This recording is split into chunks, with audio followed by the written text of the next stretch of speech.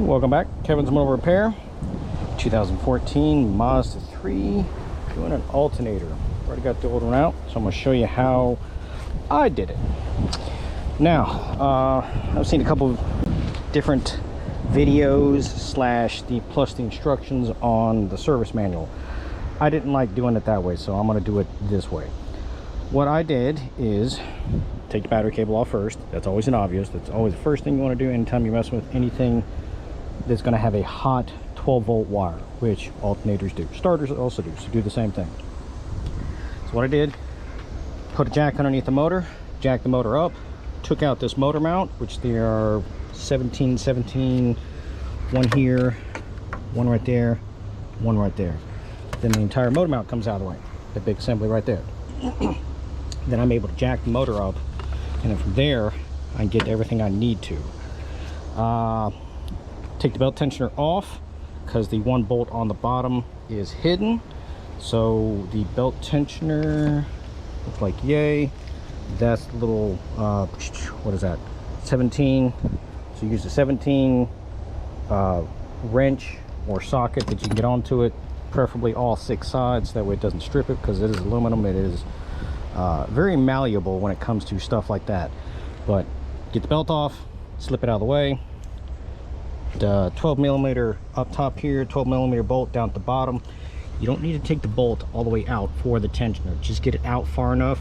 Then with the motor itself jacked up, you can walk it out with the bolt in it. Because otherwise it does not want to come out. It's on the frame. Good engineering.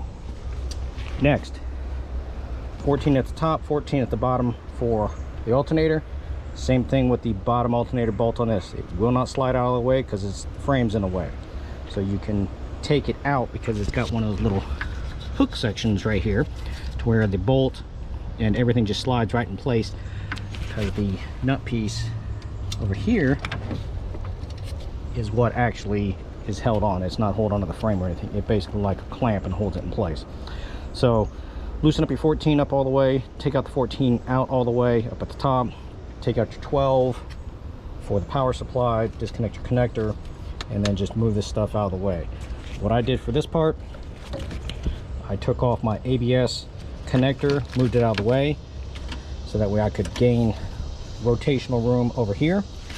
This AC line's just a hair in the way, so I tweaked it about 1/4 inch towards the front of the motor in order to get the alternator up through this little section right here, or this section here, whichever way you wanted to so choose.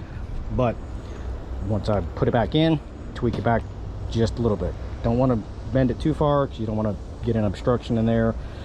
I know I'm probably going to get some flack. Oh, why'd you do that? Blah, blah, blah. Well, I didn't feel like draining the AC system and taking out that one hose just for 5 seconds worth of work.